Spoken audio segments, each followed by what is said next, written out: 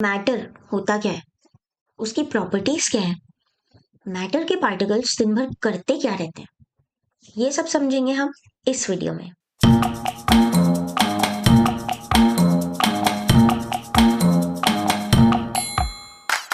हम कवर करेंगे ये सारे topics. So let's begin with our first topic, what is matter.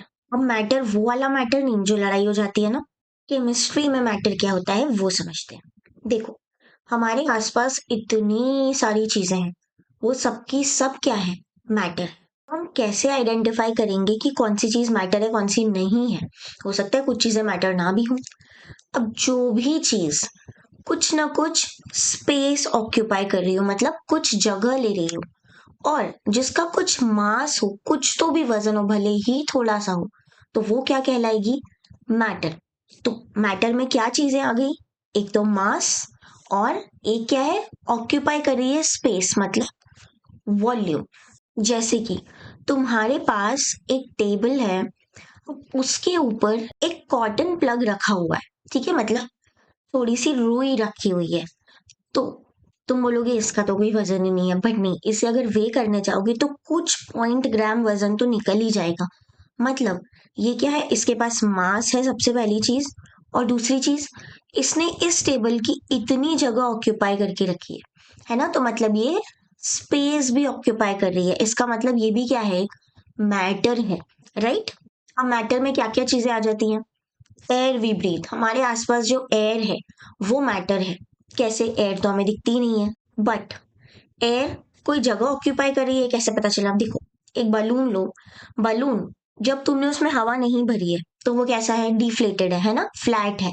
But जैसे ही तुम उसको ब्लो करोगे तो क्या होगा, वो बड़ा होता जाएगा बलून, ठीक है। इसका मतलब तुम एयर ब्लो कर रहे हो ना, तो वो एयर क्या कर रही है, वो कुछ जगह ले रही है बलून की। तो जो वो जगह लेने के लिए बलून क्या होते जा रहा है, स्ट्रेच होता जा रहा है। इसका मतलब हवा भी ऑक्यूपाई करती है स्पेस। और अब अगर तुम इस बलून को वे करोगे, वजन करोगे, तो क्या होगा, इसका वजन पहले जो बलून था फ्लैट, उससे थोड़ा सा ज्यादा आएगा। मतलब ये जो बड़ा हुआ वजन है वो किसका है, एयर का है, हवा का है। तो इससे हमें क्या समझ में आया कि एयर जो है, मतलब जो गैसेस हैं हमारे आसपास, वो भी मैटर होती हैं, ठीक है। फूड वीड खाना जो हम खाते हैं वो मैटर होता है, वो हमें दिखता है, उसका मास है, और वो स्पेस ऑक्यूपाई कर रहा है। वाटर, स्टोन, प्लांट्स, एनिमल, ये सारी चीजें मैटर होती हैं।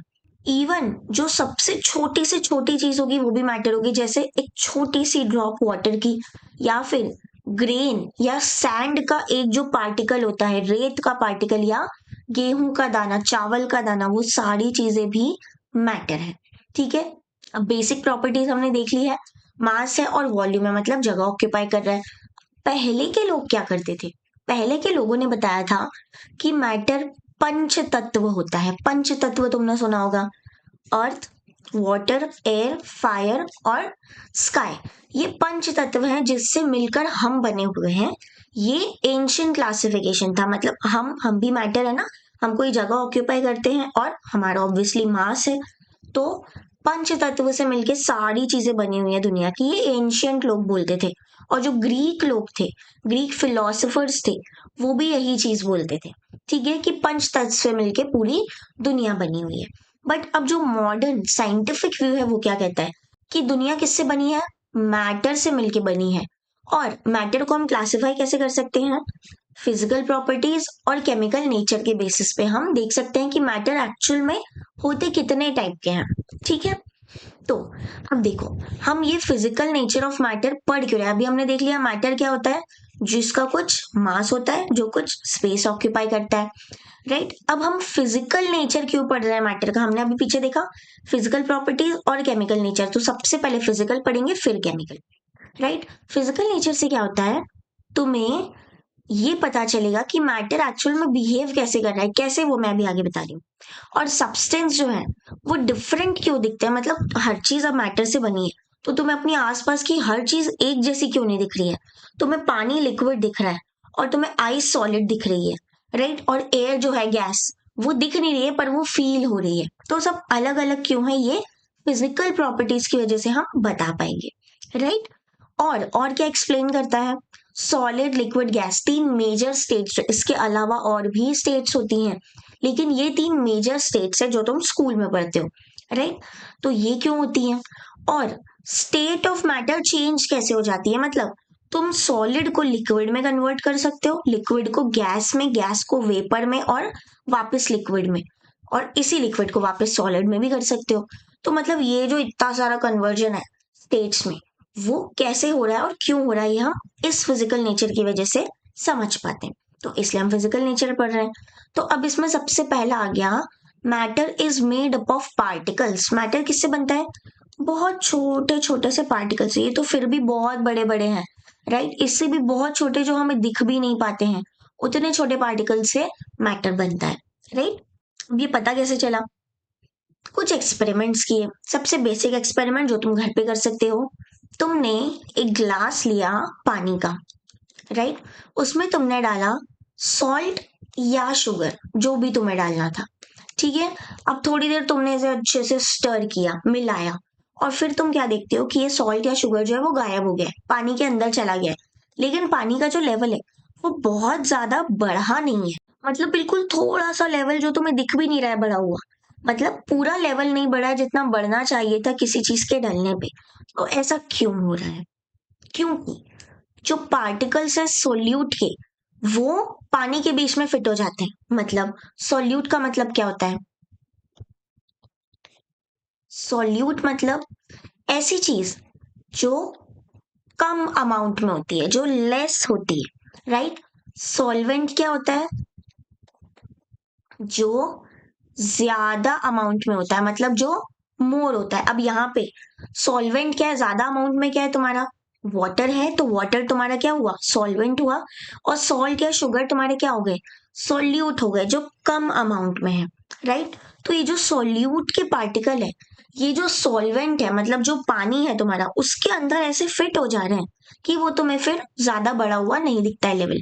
देखो, पानी है, ऐसा दिखता है, तो इसके जो पार्टिकल्स है उनके बीच में कुछ तो भी गैप होगा, थोड़ा बहुत, बिल्कुल थोड़ा बहुत। तो उसी थोड़े बहुत गैप में जाके सॉल्ट या शुगर के पार्टिकल्स फिट हो जाते हैं, राइट? इससे ये पता चला। इसका मतलब मैटर कैसा है? पर्टिकुलेटेड नेचर, मतलब मैटर पार्टिकल से मिलके बना है। बहुत छोटे छोटे पार्टिकल्स को मिला दोगे तो एक बड़ा सा मैटर बन जाएगा, right? जैसे बहुत थोड़े थोड़े से तुमने स्टोन्स इकट्ठे किए और उन्हें मिला दिया, तो वो एक बड़ी रॉक के जैसा भी दिख सकता है, राइट? तो मैटर छोटे छोटे से पार्टिकल्स से बना हुआ है। अब ये जो पार्टिकल्स हैं ये कितने छोटे हैं? मतलब इतने छोटे कि हमें दिख सकते हैं या और भी छोटे? तो ये हम एक पोटेशियम पर मैग्नेट के एक्सपेरिमेंट से देखेंगे। पोटेशियम पर मैग्नेट क्या होता है? KMnO4, right? ये डार्क पर्पल कलर का ऐसे क्रिस्टल फॉर्म में दिखता है, ठीक है? अब इसको तुम पानी में डिसॉल्व कर दोगे तो तुम्हें क्या दिखेगा? कलर दिखेगा। अब तुमने क्या किया, इस ग्लास में जो पोटेशियम पर मैग्नेट है इसे हाफ कर दिया, दूसरे ग्लास में ये हाफ पोटेशियम पर मैग्नेट डाला और हाफ उसे पानी फिल कर दिया। फिर इसका कलर थोड़ा लाइट हुआ, फिर वापस से तुमने हाफ निकाला, हाफ पानी डाला, ऐसे करके तुमने बहुत बार किया। तो पोटेशियम पर मैग्नेट का कलर लाइट होता जा रहा है पर गायब नहीं हुआ।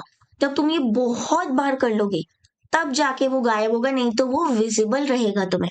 इसका मतलब क्या हुआ? ये पार्टिकल्स कितने ज्यादा छोटे होते हैं, तुमने बहुत थोड़ा सा अमाउंट निकाल के डाला, उसमें पानी डाल दिया, बट स्टिल तुम्हें कलर विजिबल है। मतलब पोटेशियम पर मैग्नेट के जो पार्टिकल्स है वो उस पानी के अंदर अभी भी है डिजोल्व, राइट? तो इससे पता चला कि मैटर एक बहुत ही छोटे छोटे पार्टिकल से मिलके बनता है। मतलब एक क्रिस्टल जो है पोटेशियम पर मैग्नेट का, ये हम एग्जाम्पल देख रहे हैं, राइट? वो crystal millions of tiny particle से मिलके बना है। मतलब एक क्रिस्टल के अंदर मिलियंस ऑफ छोटे छोटे से पार्टिकल्स हैं, ठीक है? और ये पार्टिकल्स डिवाइड होते रहते हैं और कलर तुम्हें दिखता रहता है, भले फेड हो रहा है पर कलर स्टिल दिख रहा है, right? So conclusion, particles of matter जो है वो बहुत बहुत बहुत स्मॉल है, हमारे इमेजिनेशन से भी आगे। मतलब हम सोच भी नहीं सकते, उसे ड्रॉ करके भी नहीं बता सकते, इतने ज्यादा स्मॉल है, ठीक है? माइक्रोस्कोपिक लेवल के हैं, राइट? नेक्स्ट है, पार्टिकल ऑफ मैटर जो है वो कंटिन्यूअसली मूव होते रहते हैं। अभी तक हमें पता चला कि मैटर पार्टिकल से मिलके बन रहा है। अब ये जो पार्टिकल है ये कंटिन्यूअसली घूमते रहते हैं। कैसे? अगर तुम एक अगरबत्ती जला दो कमरे में तो उसकी स्मेल धीरे धीरे करके पूरे रूम में फैल जाएगी, ठीक है, तुम पानी में इंक डाल दो थोड़ी सी, तुमने उसको मिलाया भी नहीं है, वो बिना मिलाए ही पूरे पानी में धीरे धीरे करके फैल जाएगी और वो इंक के कलर का हो जाएगा, राइट। हॉट वाटर में चीजें जल्दी फैलती हैं कोल्ड वाटर की कंपैरिजन में, कैसे ये हम आगे देख रहे हैं। अब ये जो हमने देखा कि अगरबत्ती जलाई खुशबू फैल गई, तुमने इंक स्प्रेड की वाटर में वो फैल गई, इसका मतलब पार्टिकल्स मूव करते रहते हैं। अगर इंक मूव ही नहीं कर रही होती तो क्या होता, तुमने पानी में इंक डाली और वो वहीं के वहीं रह जाती, क्योंकि पार्टिकल्स तो मूव ही नहीं कर रहे हैं। लेकिन वो फैल रही है, इसका मतलब पार्टिकल्स क्या कर रहे हैं, मूव करते रह रहे हैं हर टाइम पे, ठीक है। और ये मूवमेंट टेम्परेचर के साथ इंक्रीज होता है।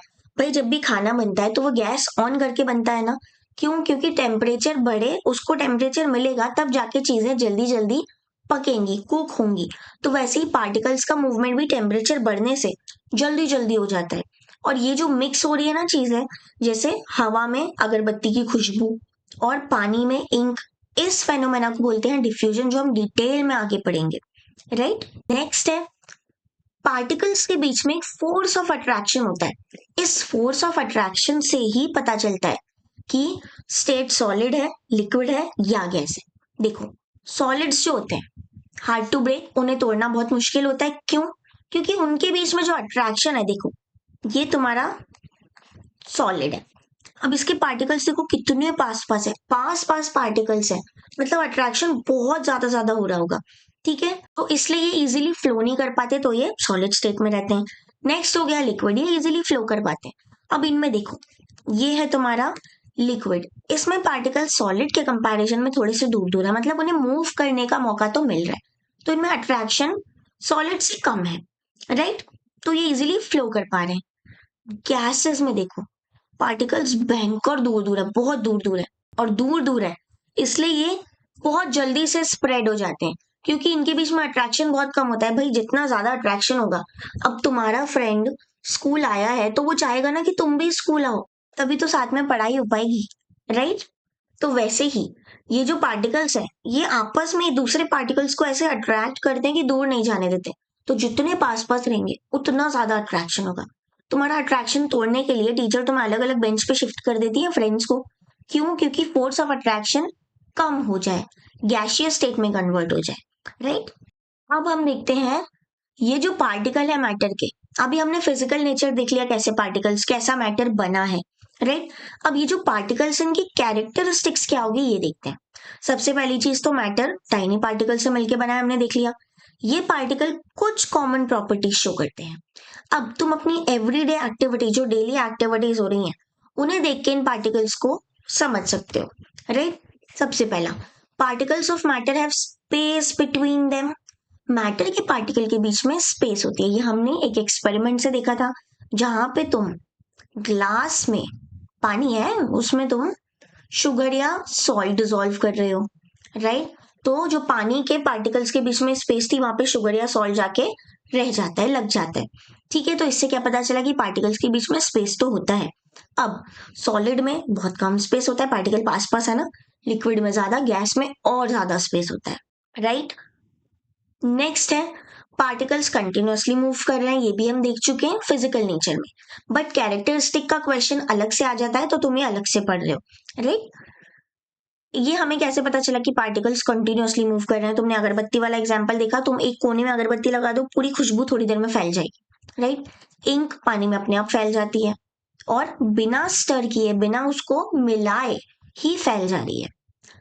और इस नेचर को क्या बोलते हैं, डिफ्यूजन बोलते हैं, जैसा मैंने बताया। और पार्टिकल क्योंकि कंटिन्यूअसली मूव कर रहे हैं, तो ये कंटिन्यूअसली मूव करने की वजह से डिफ्यूजन हो रहा है।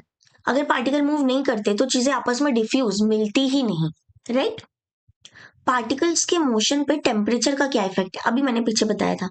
हीट करने पे पार्टिकल जल्दी जल्दी मूव करते हैं, डिफ्यूजन बढ़ता है। अब पार्टिकल जितनी जल्दी जल्दी सॉल्यूशन में मूव करेंगे, ये सॉल्यूशन है, इसको अगर तुमने हीट दे दी तो पार्टिकल्स बहुत जल्दी जल्दी मूव करेंगे, तो जल्दी जल्दी मूव करने की वजह से जल्दी जल्दी मिक्सिंग होगी इनकी, राइट। तुम गर्म पानी में शुगर को डिसॉल्व करो, ज्यादा जल्दी डिसॉल्व होगी, ठंडे पानी में थोड़ा सा धीरे डिसॉल्व होगी, राइट। क्योंकि टेम्परेचर बढ़ाने से, तुमने टेम्परेचर इंक्रीज किया तो काइनेटिक एनर्जी बढ़ा दी पार्टिकल्स की। काइनेटिक एनर्जी क्या होती है, ऐसी एनर्जी जो मूवमेंट की वजह से हमारी बॉडी पोजेस करती है, ठीक है। तो पार्टिकल्स में मूवमेंट हो रहा है, काइनेटिक एनर्जी बढ़ गई तो वो आपस में इजीली मिलने लगे। जैसे तुम्हारी काइनेटिक एनर्जी कब कम होती है? जब क्लास में एक स्ट्रिक्ट टीचर होगी तो तुम मूव नहीं कर पाओगे। जैसे ही टीचर बाहर गई तो क्या हुआ, तुम्हारी एनर्जी एकदम से बढ़ गई और तुम इजीली डिफ्यूज हो पा रहे हो, मतलब मूव कर पा रहे हो, इधर उधर जा पा रहे हो अपने फ्रेंड्स के पास। तो तुम गैसियस स्टेट की तरह बिहेव कर रहे हो, राइट। जो तुम करते हो वही पार्टिकल्स भी करते हैं, ये चीज याद रखना, ठीक है। Particles of matter attract each other, particle आपस में अट्रैक्ट करते हैं एक दूसरे को, ठीक है। इसी अट्रैक्शन पार्टिकल्स की वजह से हमने सॉलिड लिक्विड गैस देखी थी। सॉलिड में क्या होता है, एकदम पास पास अट्रैक्शन बहुत ज्यादा, तो तुम्हें सॉलिड को तोड़ने में बहुत डिफिकल्टी होती है। वही लिक्विड में क्या होता है, थोड़े से पार्टिकल दूर दूर, तो तुम क्या कर पाते हो, लिक्विड को फ्लो करवा पाते हो, मतलब लिक्विड इजीली फ्लो हो रहा है। अब लिक्विड को हम तोड़ नहीं सकते, है ना। गैस क्या होती है, इजीली स्प्रेड हो जाती है दूर दूर, क्योंकि उनके पार्टिकल्स तो और ज्यादा दूर दूर है, राइट। तो इनमें फोर्स ऑफ अट्रैक्शन सबसे कम है, लिक्विड में इससे ज्यादा, सॉलिड में सबसे ज्यादा, राइट। तो सबसे ज्यादा फोर्स ऑफ अट्रैक्शन सॉलिड में रहेगा क्योंकि पार्टिकल्स पास पास है। और यही जो फोर्स ऑफ अट्रैक्शन है डिसाइड करता है शेप, रिजिडिटी और फ्लो। शेप मतलब सॉलिड का शेप कैसा होगा, क्या अगर मैं किसी सॉलिड को ग्लास में डाल दूंगी तो वो ग्लास का शेप ले लेगा? नहीं, क्योंकि पार्टिकल्स का अट्रैक्शन बहुत ज्यादा है तो वो उसी शेप में रहेगा जिसमें था, राइट। लिक्विड में क्या होगा, वो ग्लास का शेप ले लेगा क्योंकि अट्रैक्शन थोड़ा कम है। गैस तो ग्लास से बाहर भाग जाएंगी क्योंकि पार्टिकल्स में अट्रैक्शन बहुत बहुत कम है, राइट। नेक्स्ट है तुम्हारा पार्टिकल ऑफ मैटर, जो है वो बहुत ज्यादा छोटे छोटे हैं। ये हमने पोटेशियम पर मैग्नेट के एग्जांपल से देखा था। इसमें तुमने KMnO4 डाला, पानी डाला, अब इसी में से निकाल के थोड़ा सा और डाल दिया KMnO4 और आधा उसे पानी से भर दिया। ऐसे करते करते करते करते तुम एक स्टेज पर आए, तब जाके तुम्हें ये क्लियर लिक्विड दिखेगा, ठीक है। बहुत बहुत बाद में जब इसके पार्टिकल्स बिल्कुल खत्म हो जाएंगे। तो इससे तुम्हें पता चला कि पार्टिकल्स इतने ज्यादा छोटे हैं कि तुम अगर थोड़ा सा भी पोटेशियम पर मैग्नेट या कोई भी चीज अगर डालते हो पानी में तो वो बहुत बाद तक भी पानी में रह जाती है अपने पार्टिकल्स के छोटे होने की वजह से, तुम उसे निकाल नहीं पाते अच्छे से, राइट। तो आज हमने फिजिकल नेचर देखा और कैरेक्टरिस्टिक्स देखी। नेक्स्ट वीडियो में हम सॉलिड, लिक्विड और गैसियस स्टेट देखेंगे, ठीक है। इसी सबसे रिलेटेड एक बहुत ही इजी क्वेश्चन है तुम्हारे लिए, you have to crack it and give the answer in comment section. And if you like the video, please do like, share and subscribe and press the bell icon. Till then, bye bye.